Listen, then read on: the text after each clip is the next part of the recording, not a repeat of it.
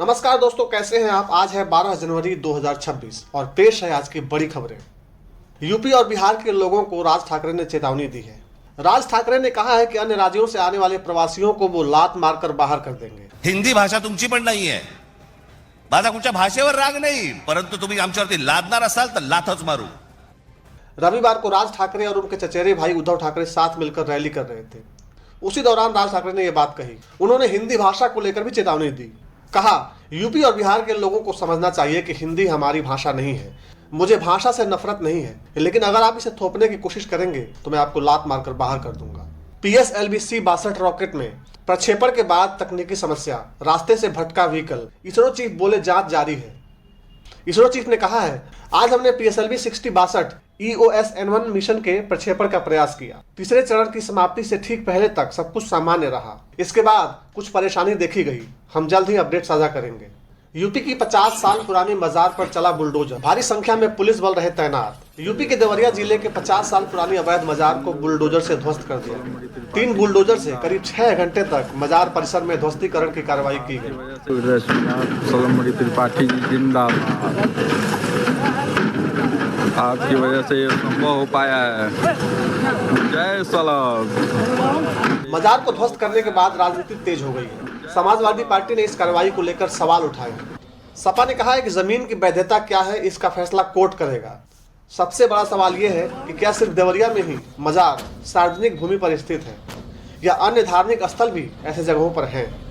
UPSC RO ARO के main exams की तारीखों में बदलाव कर दिया गया है। मुख्य परीक्षा अब 2 और 3 फरवरी को आयोजित की जाएगी।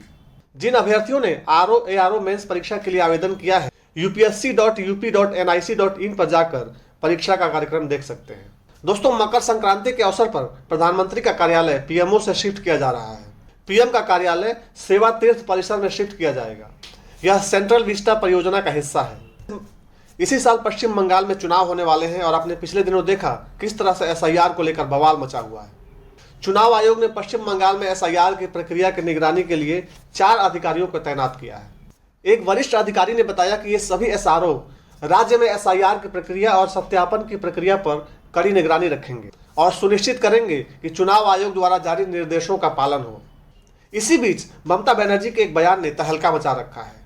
ममता बनर्जी ने कहा है कि कोयला घोटाले में अमित शाह का भी नाम शामिल है और उसको प्रूफ करने के लिए मेरे पास पेन ड्राइव मौजूद है। उन्होंने चेतावनी दी है कि यदि केंद्र सरकार की एजेंसियां उन पर दबाव बढ़ाती हैं तो वो ये सबूत जनता के सामने लेकर आएंगी। ममता के इस बयान के बाद राजनीतिक विवाद और बढ़ता जा रहा है, क्योंकि कोयला घोटाला एक सेंसिटिव केस है। बिहार के पूर्णिया से एक हैरान करने वाला मामला सामने आया है। यहाँ पर एक युवती को किडनैप किया गया। इसके बाद 6 लड़कों ने उसको शराब पिलाई और फिर गैंगरेप किया। फिलहाल पीड़िता की स्थिति बेहद नाजुक बनी हुई है और वह पूर्णिया GMCH में जिंदगी और मौत के बीच जंग लड़ रही है। भारत और न्यूजीलैंड के बीच पहले वनडे में विराट कोहली ने बहुत सारे रिकॉर्ड तोड़े हैं। विराट कोहली अंतर्राष्ट्रीय क्रिकेट में 28,000 रन बना चुके हैं और ये करने वाले वो सिर्फ दूसरे बल्लेबाज हैं। विराट से आगे अब सिर्फ सचिन तेंदुलकर हैं। विराट कोहली के लिए ये बहुत बड़ी उपलब्धि है और उनके शानदार और लगातार प्रदर्शन का एक प्रमाण भी है। विराट ने इस मैच में 93 रन बनाए और उनको मैन ऑफ द मैच चुना गया। केंद्रीय गृह मंत्री अमित शाह ने सबरीमाला को लेकर एक बड़ा बयान दिया है। जो शासन सबरीमाला के खजाने की रक्षा न कर पाए वो हमारी आस्था को बचा सकता है क्या? दरअसल अमित शाह ने यह बयान केरल सरकार पर निशाना साधते हुए दिया है। उन्होंने कहा कि जो मंदिर की संपत्ति नहीं बचा पाए वो धर्म की रक्षा कैसे करेंगे। शाह ने चोरी की निष्पक्ष जांच की मांग की। दोस्तों, इस वीडियो में इतना ही। अगर आपको ये वीडियो पसंद आई हो तो इसको लाइक कर दीजिए, शेयर कीजिए और हमारे चैनल जन आवाज को जरूर सब्सक्राइब कीजिए। हमारा साथ दीजिए और हमारे वीडियो को जितना हो सके उतना शेयर कीजिए। आप देखते रहिए जन आवाज।